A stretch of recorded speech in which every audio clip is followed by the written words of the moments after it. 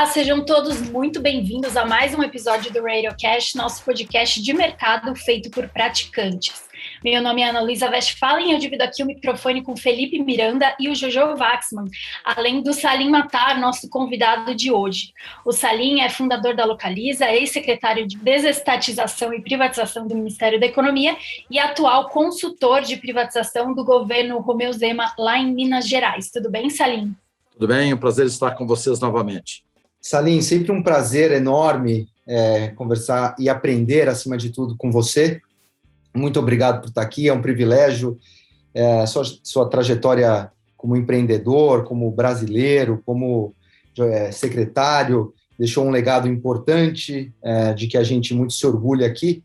Eu queria começar com essa pergunta, Salim, acho que todos nós aqui, liberais, quando vimos a sua ida ao governo, nós nos enchemos de esperança, né? Assim, finalmente teremos alguém, um liberal convicto, né? Acho que o Paulo também representa isso, mas você ali nos encheu de esperança e na ideia de, olha, a gente vai ter um processo, de fato, de privatizações e vamos executar. E no final, embora o seu legado tenha sido muito importante, o senhor fez muita coisa, mas ficou ainda, como brasileiro aqui, ainda dá para ter esperança. Sempre te vejo muito otimista com o Brasil e um entusiasmo muito grande, mas a gente aqui, como é que a gente ainda pode... Dá para sonhar ainda? Ok, Felipe. Bem, primeiro, eu sou sagitariano. Sagitariano é otimista, por natureza. Então, nos anos 80, quando eu comecei a frequentar o Instituto Liberal, eu conheci e tive a oportunidade de conviver um pouco com Roberto Campos. Ele tinha um humor muito especial.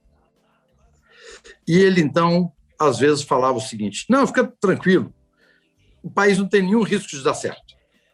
Não corre esse risco, fica tranquilo. Então, ele falava aquilo de uma forma a criticar tudo que governos estavam fazendo.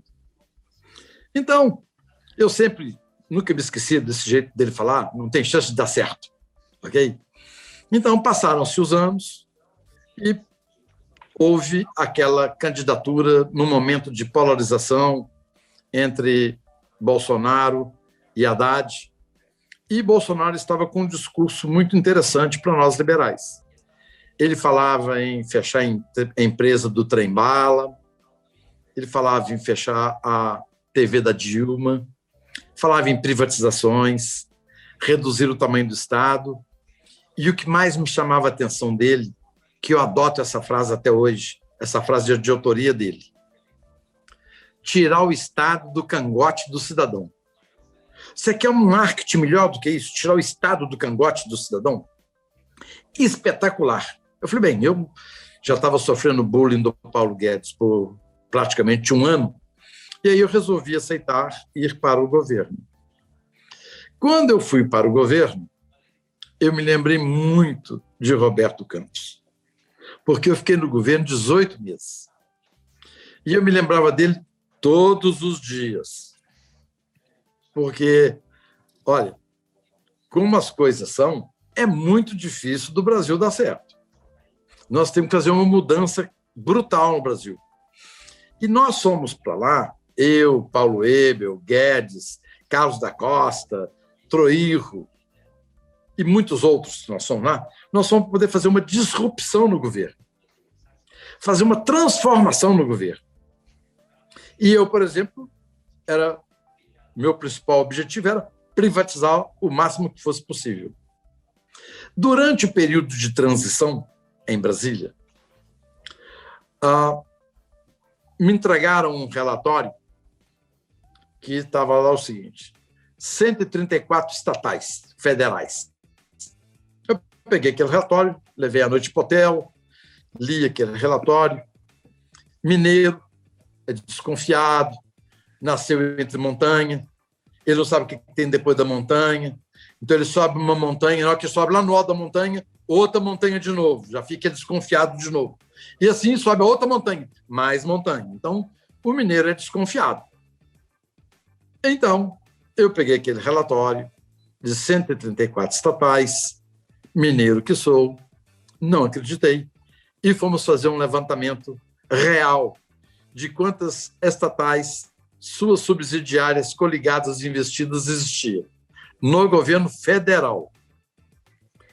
Felipe, encontramos 698 e não 134. Então, isso demonstra o gigantismo do Estado brasileiro. E muitas vezes não é de interesse das empresas ou do governo de deixar isso muito público, que aquela empresa pertence ao governo, ou que o governo tem uma participação naquela empresa. Porque um dos bons negócios no Brasil é você ser sócio do governo. É um dos bons negócios do Brasil. Você fazer uma joint venture com o governo. É ótimo. O governo fica com prejuízo, você fica com lucro. É ótimo, é simples assim. Então, isso aconteceu muito ao longo de muitos anos. Não foi um governo que fez isso, foram diversos governos que acumularam essas empresas. Então, depois que eu passei pelo governo, e na hora que eu vi que não ia ter privatização, que o establishment não desejava privatizar, eu falei, bem, eu sou um ente da iniciativa privada. Minha energia despendida pelo resultado obtido está negativo. Eu estou trabalhando demais, energia demais, para resultado de menos. Não vale a pena eu continuar aqui. E no mês de março, eu tomei a decisão de deixar o governo, eu e o Paulo Ebel, pelo mesmo motivo. Era negativo a nossa energia despendida pelo resultado obtido. Porém, veio a pandemia. E nós ficamos comprometidos com o Guedes. Olha, não é muito justo deixá-lo agora. Vamos ficar aqui mais uns meses por causa dessa pandemia. Como a pandemia não acabou, em agosto do ano passado, nós decidimos deixar o governo de vez, porque a gente viu que as coisas não estavam acontecendo. Apesar de boas intenções de A, B ou C. Mas o conjunto do establishment, que é o executivo, o legislativo e o judiciário, e a esse establishment, em alguns momentos se juntam sindicatos, falsos empresários atrás de CNPJ, tipo as empreiteiras do governo Lula, se juntam ao establishment. Então, esse establishment não deseja as privatizações.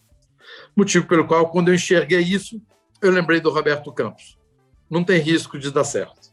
E aí deixei o governo, mas foi muito bom ter ido para o governo. E eu sugiro vocês, algum dia, que vocês tenham tempo, que vocês deem uma contribuição em ficar no governo um período de tempo. Eu tive 2 grandes ganhos em ir para o governo.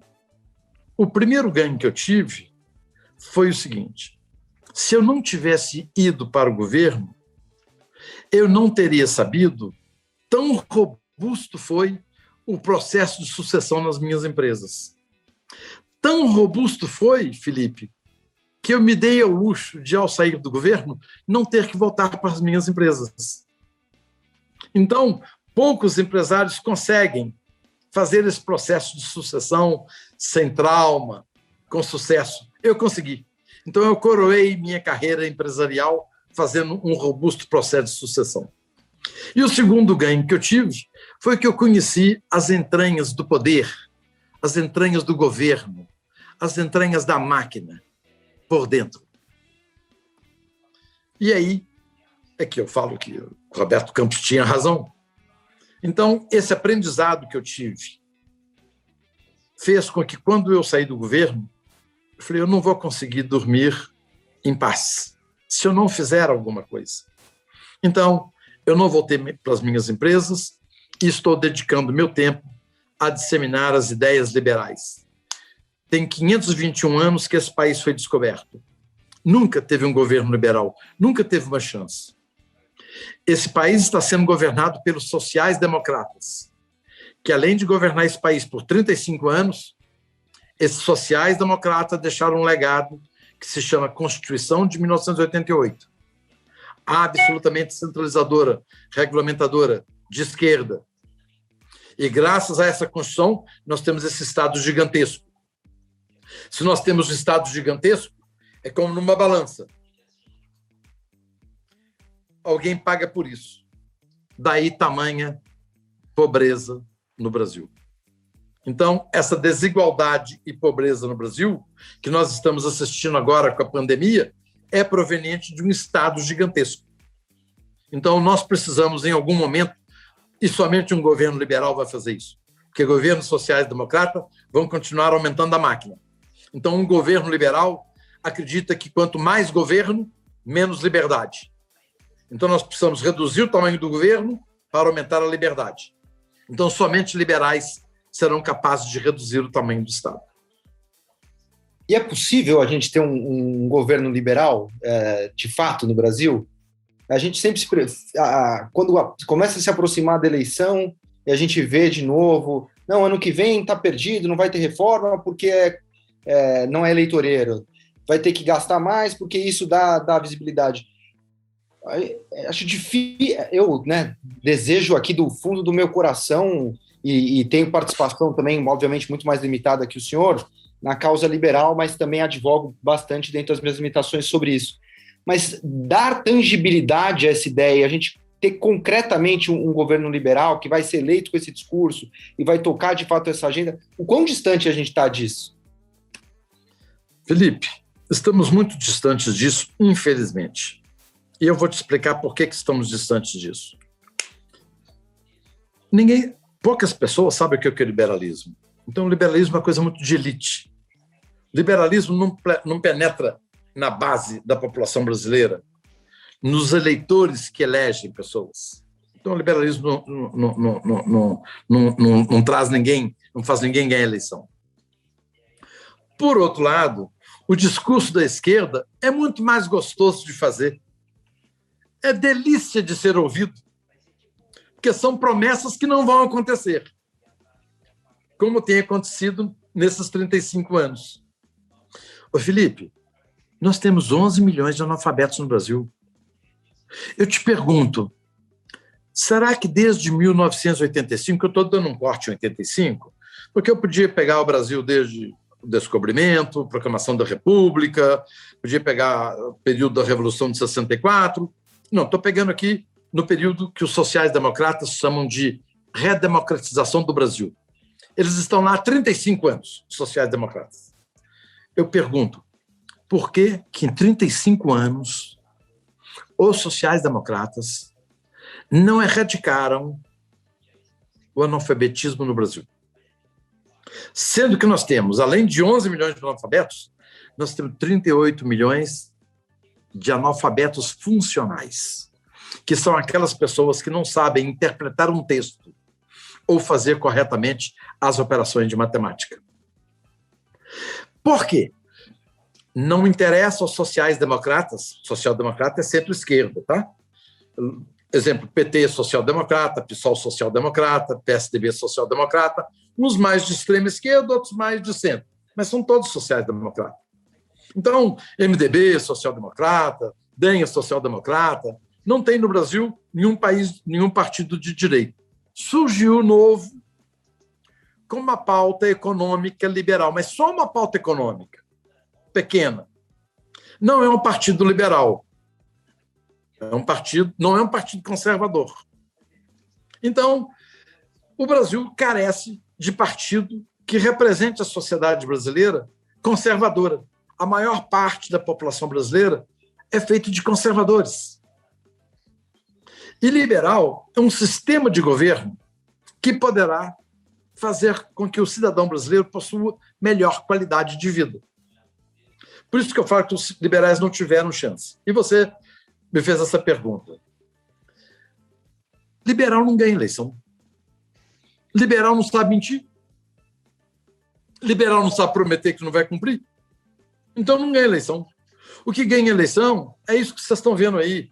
Tem que ter pobreza. Aí você manda asfaltar uma ruinha na favela, ou manda colocar água ou luz, e você já ganhou voto para a próxima eleição sua.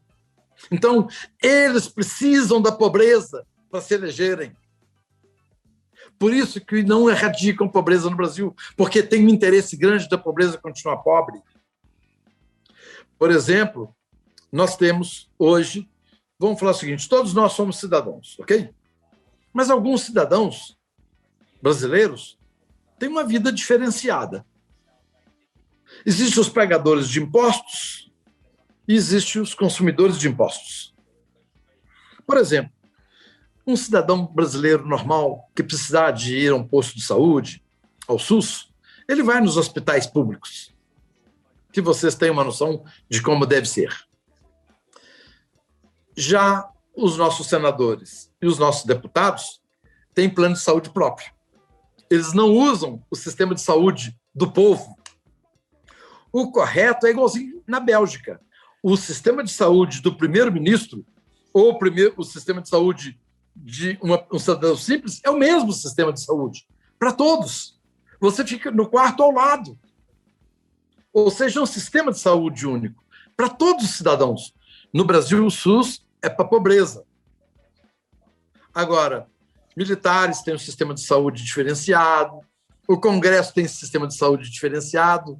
O correto é o seguinte: a partir de hoje, congressistas, militares, todos eles vão ter que usar o SUS, Sistema de Saúde.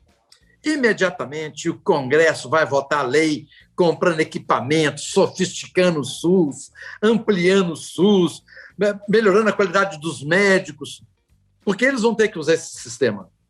Hoje eles não se preocupam porque eles têm um sistema próprio de saúde. O judiciário tem sistema próprio. Então, por isso que o Brasil está nessa circunstância hoje. Agora, Felipe, está na imprensa desses dias aí. Enquanto o mundo, o PIB cresceu em 10 anos 17%, o Brasil cresceu 5%. O Brasil está perdendo terreno para o mundo inteiro, está perdendo terreno para o México, para a Índia, para a China. Então, nós estamos perdendo terreno. O mundo está numa média de 17%, nós estamos em 5% de crescimento do PIB. Alguma coisa está errada. E o que está errado, você não pode debitar os liberais, porque os liberais chegaram no poder agora, o Guedes, e o que aconteceu? Durante 2 anos, o governo Bolsonaro tentou diversos projetos de lei para poder abrir a nossa economia, abrir o mercado, enfim, uma transformação da sociedade. O presidente da Câmara dos Deputados era o Rodrigo Maia. Existia uma rivalidade entre o Rodrigo Maia e o presidente. Não passou nada. Você vê que o Rodrigo Maia saiu, entrou o Lira, passou a autonomia do Banco Central, mercado de câmbio, saneamento, gás, está passando tudo. Então, para você ver o seguinte, muitas vezes os nossos políticos, falam muito o seguinte: a primeira prioridade de um candidato é se eleger político, se transformar em um mandatário. Não é que se transforme em mandatário, seu principal objetivo é se reeleger. Então, nesse período de Bolsonaro com o Maia, o Brasil perdeu muito, porque ali era uma disputa pessoal, disputa partidária, não era coisa de Brasil. Pelo Brasil, teria sido votado inúmeras pautas, se teria sido votado e passaria. Então, a prioridade, muitas vezes, dos nossos políticos, infelizmente, não é o Brasil, mas são seus próprios interesses partidários, corporativos ou de grupos. Então, é isso que aconteceu no Brasil. Então, nós precisamos, de uma certa forma, isso tudo é fruto da democracia jaboticaba brasileira, oriunda dessa Constituinte de 88, elaborada pelos sociais-democratas. E a nossa Constituição teve 2 falhas enormes, terríveis. E nós tivemos um azar danado com aquele troço lá. Explico. Primeiro, a nossa Constituição foi feita em 88, um ano antes da queda do Muro de Berlim. Tivesse a nossa Constituição sido feita depois da queda do Muro de Berlim, seria uma Constituição muito melhor. Então, tivemos um azar louco nisso aí. E a segunda, tem um provérbiozinho que a gente sempre diz, a raposa com a chave do galinheiro, né? A raposa tomando conta do galinheiro. Ok. Quem fez a Constituição de 1988? Os constituintes, que se reelegeram diversas vezes. Ali estava Fernando Henrique Cardoso, Mário Covas, Aécio Neves, Ulisses Guimarães. Okay? O fato é que Como é que pode alguém fazer uma constituinte com conflito de interesse? Então, eles cuidaram muito bem do ambiente político do país. Daí o gigantismo da nossa máquina. Quando deveria ser uma Constituição exclusiva, específica, de 100, 120 mandatários, que não poderão ser servidores públicos, nem se candidatar nunca na vida. Nunca poderão. Aí não tem conflito de interesse. Mas do jeito que a nossa Constituição foi feita, ela foi feita de forma corporativa. E ela protege muito, muito bem certos segmentos da sociedade. É uma Constituição injusta. Salim, uma das suas afirmações, quando você deixou o governo, foi de que o governo é muito lento para o seu ritmo, né?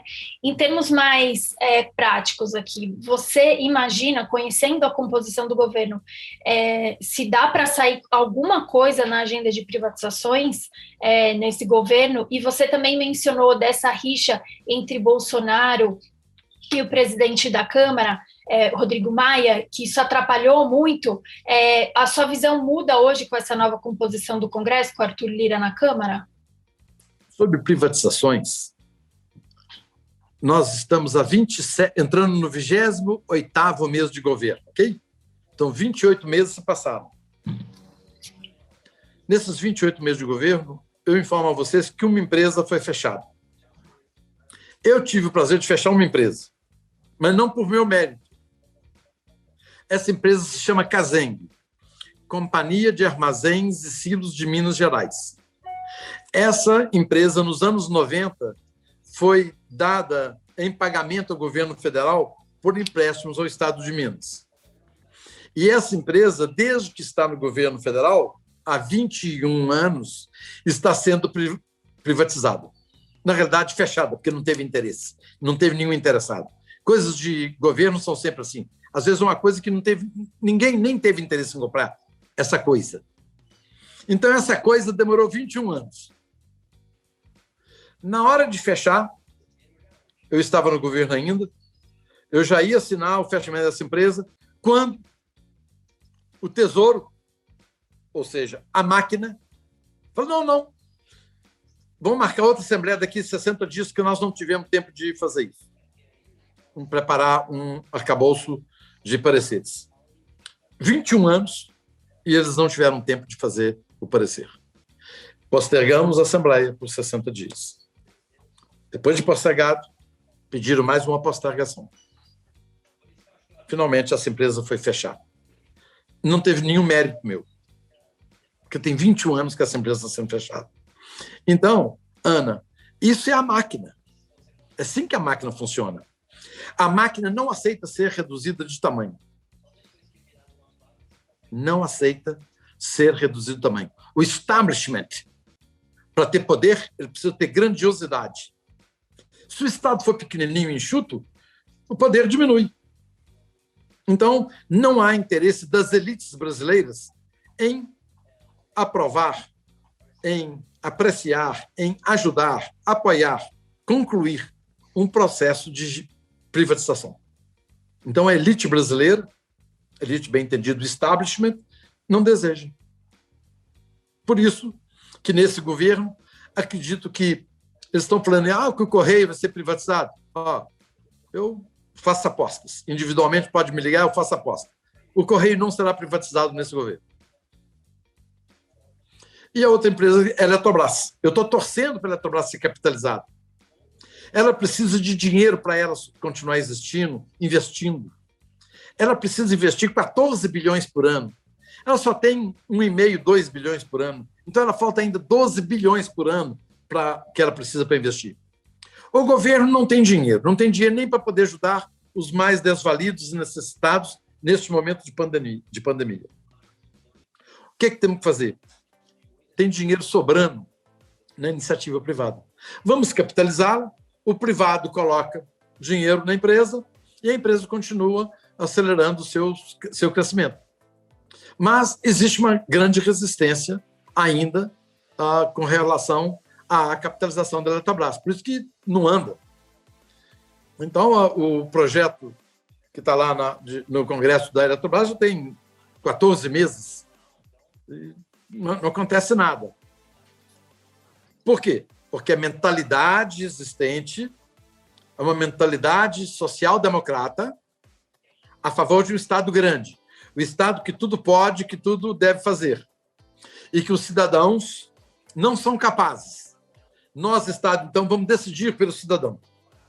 Nós vamos fazer lockdown, nós vamos colocar o cidadão em casa, nós vamos obrigar o cidadão a ir votar, nós vamos obrigar o cidadão a fazer serviço militar, nós vamos obrigar o cidadão a tomar vacina. Por sorte, isso não passou.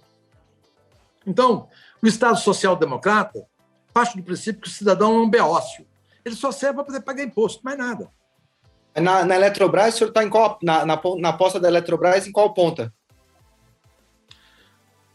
Ponta em que sentido? Passo como liberal, gostaria que ela fosse vendida. Não, como liberal eu também gostaria, mas você acha que passa? Porque o Correio você falou que não vai. Ok. Há chance. Há chance. O governo Bolsonaro decidiu, num certo momento, vendo que a pauta dele não passava nada no Congresso, resolveu aderir à democracia jabuticaba brasileira. O que é a democracia jabuticaba brasileira? A democracia jabuticaba brasileira se iniciou no período de redemocratização com os sociais-democratas em 1985. E o primeiro governo civil foi do Sarney, que foi um governo que eles chamaram de presidencialismo de coalizão. Presidencialismo de coalizão, o sinônimo é toma lá da cá, mas é muito mais bonito falar presidencialismo de coalizão. Bolsonaro, vendo que não conseguia passar seus projetos, resolveu aderir ao presidencialismo de coalizão, que a imprensa chama de toma lá da cá. Mas a imprensa não chamava de toma lá da cá no governo petista, nem no governo FHC, nem no governo Sarney. Não chamava. Chamava de presidencialismo de coalizão. Mas no governo Bolsonaro, é toma lá da cá. Me desculpa a imprensa, infelizmente, 2 pesos, 2 medidas. É presidencialismo de coalizão, igualzinho vocês, imprensa, apoiaram durante todos os governos passados. Então, Bolsonaro, ao aderir ao presidencialismo de coalizão ou toma lá da cá, ele, então, buscou ter a Câmara dos Deputados a seu favor para que pudesse passar um pouco dos seus projetos, da pauta liberal na economia e da pauta de costumes dele próprio. Então, passou rápido, algumas pautas passaram rápido. Eu acredito que está muito tempestiva a nossa política. Eu diria o seguinte, está um pouco cansativo ser cidadão brasileiro, está sendo cansativo. Você abre o jornal, você fica absolutamente indignado e inconformado. E assim eu me levanto todos os dias, indignado e inconformado. Por que eu me levanto todos os dias desse jeito? Porque eu fico vendo, por exemplo, hoje, já estou vendo os sindicatos querendo proibir, barrar o projeto de lei para a iniciativa privada comprar vacina. Ora, se a iniciativa privada compra vacina, ajuda. Vem mais vacina, ajuda a acelerar o processo de vacinação da população, é ótimo. E menos custo para o cidadão pagador de impostos. Não, os sindicatos, que são retrógrados, são o exemplo do atraso brasileiro, é o sindicalismo brasileiro, retrógrado. Ele pensa hoje igualzinho pensava na era Vargas, igualzinho. Então, esse sindicalismo está querendo barrar mais empresas comprarem vacinas para ter mais brasileiro vacinado. Ou seja, os sindicatos são contra a vida. Muito pouco espaço na imprensa sobre isso. Isso aí não é tratado da imprensa. Devia ser um headline enorme, né? Sindicatos são contra a vacinação de seus trabalhadores. Não vi nenhum headline. Se vocês verem, por favor, vocês me mandem. Eu não vi. Então, a imprensa trata daquilo que é de interesse dela, porque a imprensa também faz parte do establishment.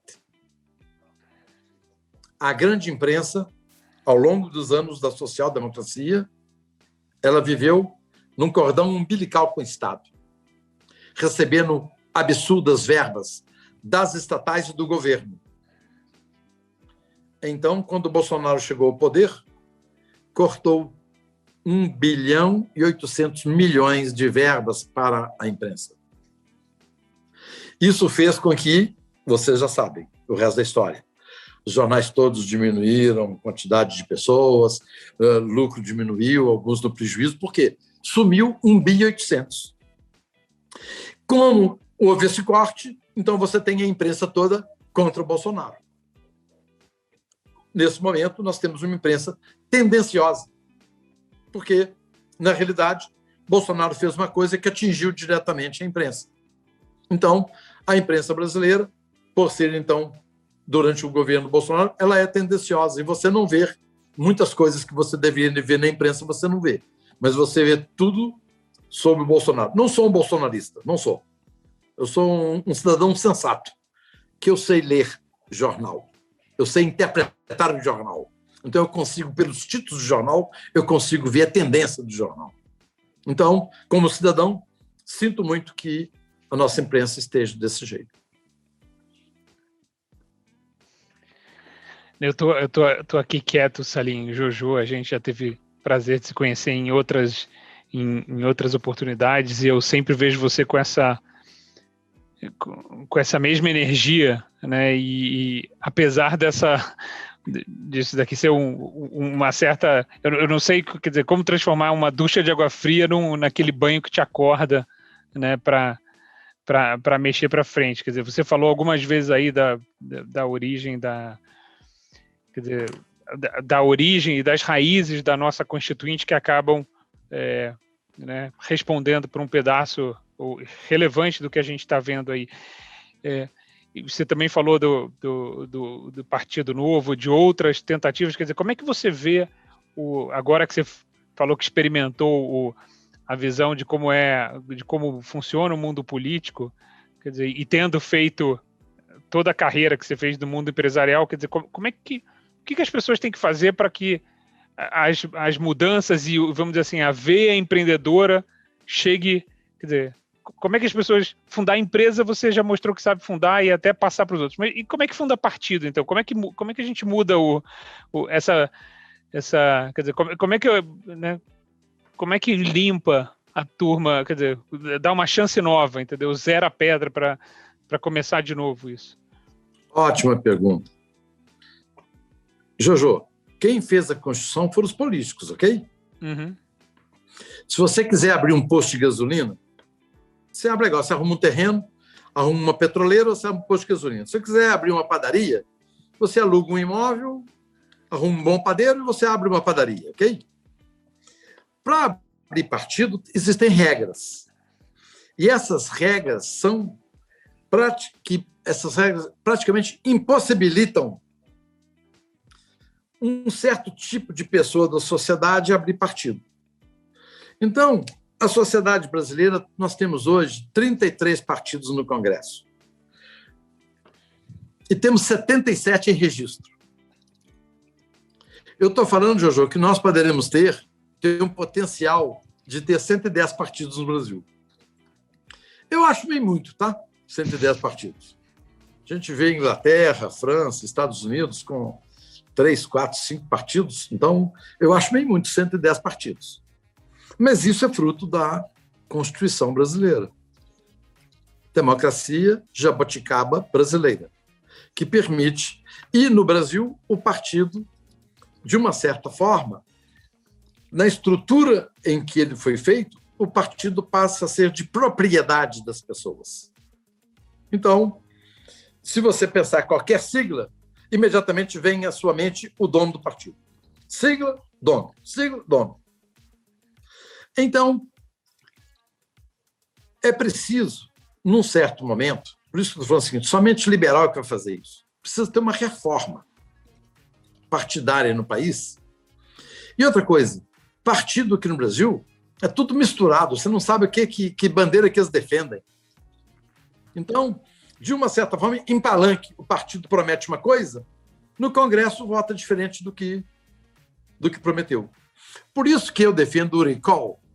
O recall significa assim, eu te elegi, daqui 2 anos nós fazemos um acerto de contas. Se você estiver indo bem, eu mantenho o meu voto em você. Se você não estiver indo bem, eu tiro o meu voto de você. Então, o recall é ótimo. Nos Estados Unidos, nós temos o recall. 2 anos, recall. No Brasil, não tem. E a mente do brasileiro em 4 anos, nós temos uma mente muito, muito delicada, e nós esquecemos. Você perguntar às pessoas na rua em quem que ele votou, as pessoas não lembram em quem que votou. Então, nós estamos precisando de uma reforma partidária, geral, que tem que ser constitucional, para a gente reduzir o número de partidos, ou que se permita ter muitos partidos, mas com regras claras. Porque hoje, do jeito que é feito, e essas regras foram feitas por eles, pelos políticos. Então, nós precisamos ter um novo modelo de partido no Brasil. É muito difícil abrir um novo partido. É quase impossível. Bolsonaro, presidente da República, com todo o poder e força que ele tem, não conseguiu levar à frente o partido dele. Não conseguiu. Tanto é que ele está buscando uma sigla para se acomodar, pois ele não conseguiu, não vai conseguir colocar de pé um partido até 2022. Então, existe também uma certa burocracia. E outra coisa, no Brasil, é proibido candidatura independente. De repente, você quer candidatar por ninguém. Eu vou candidatar por mim mesmo. Vota em mim, minha pauta é essa. Não pode, não pode. É um monopólio. Você tem que pertencer a um partido para você se candidatar. Até mesmo na política, eles implantaram o monopólio. Não bastava o monopólio do petróleo, já tem o monopólio também na política. Para você se candidatar, você tem que ter um partido político. Você tem que estar numa sigla. Isso demonstra que a nossa sociedade social-democrata ela é toda nos pilares do Estado. Então, esse estatismo que nós temos, social-democrata, não foi construído por um governo ou 2, não, tá? Foi desde 85, 35 anos, cada governo fazendo um pouquinho. E até mesmo, hoje, o governo Bolsonaro é um governo hoje social-democrata, porque o Guedes, que é um liberal, praticamente está atado, ele não consegue fazer as coisas dele. Passou a reforma da Previdência, lei do gás, lei do saneamento, mas está aí, lutando com dificuldade. Mas em 28 meses passou só isso. Então, não existe uma atitude liberal no país. Existe uma tentativa de um ministro aprovar pautas liberais. Vocês estão acompanhando o orçamento aí. Isso aqui é uma ferramenta mais social-democrata do que o nosso orçamento? Está lá o Guedes sofrendo, pulando que nem pipoca, para poder tentar segurar o furo no teto dos gastos, que os sociais-democratas desejam furar, porque eles agiram assim a vida inteira, criando déficits, gastando mais do que arrecada. Essa é uma lei básica de qualquer país. Nenhum país, nenhuma família, nenhum indivíduo pode gastar mais do que ganha. Isso é uma lei da natureza. Não adianta.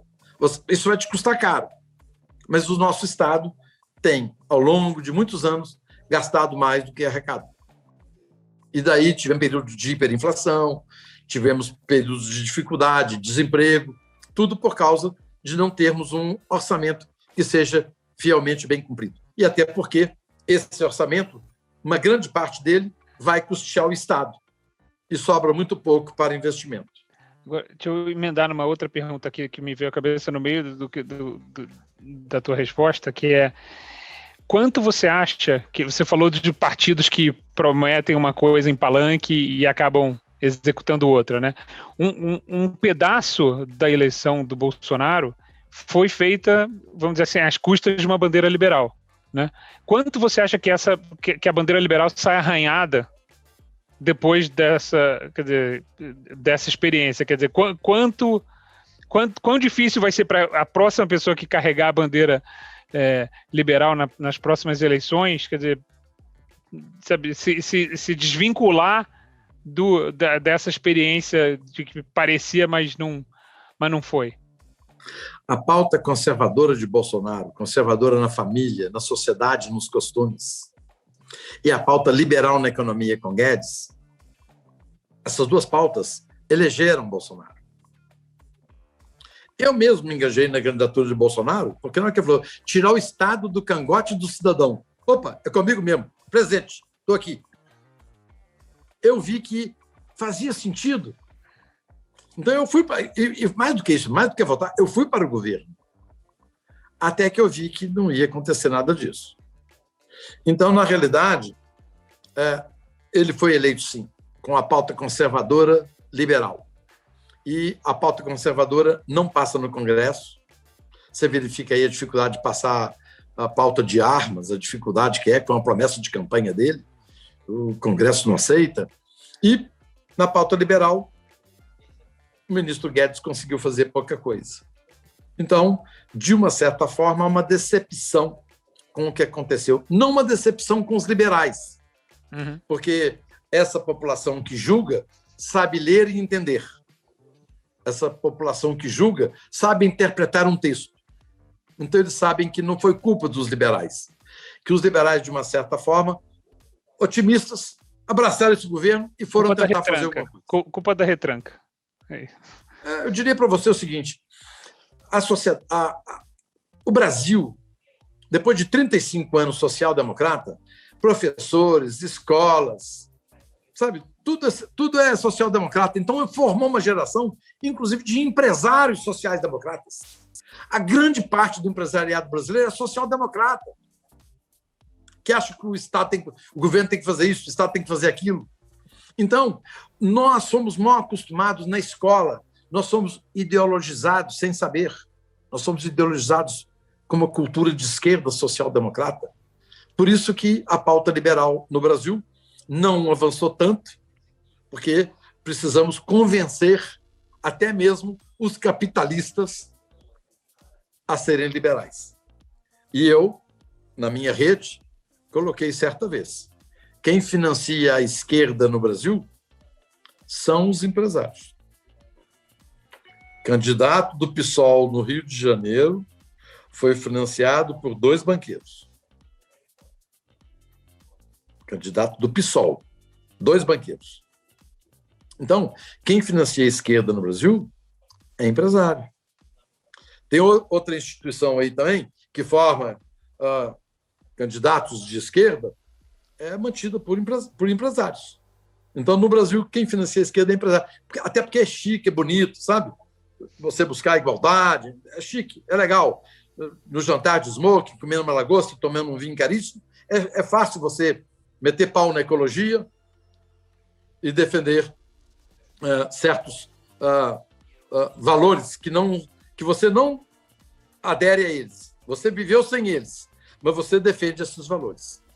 Um desses valores que hoje são defendidos é realmente uma pauta que os empresários ainda acreditam que o governo tem a obrigação de não abrir o mercado rapidamente, sabe?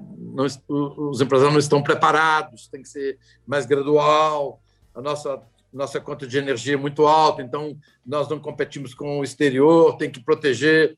Então, existe a SUFRAMA, Zona Franca de Manaus, uma zona de subsídios. Então, nós gostamos disso, BNDES, nós gostamos disso, tem 300 e tantos bilhões por ano de subsídios. Então, há uma relação meio incestuosa também de alguns segmentos de mercado que também se juntam ao establishment em busca de subsídio e de proteção. Salim, super obrigada aí por compartilhar com a gente um pouco da sua experiência e de ajudar também a gente até a olhar de uma forma mais crítica a situação da economia e da política no Brasil.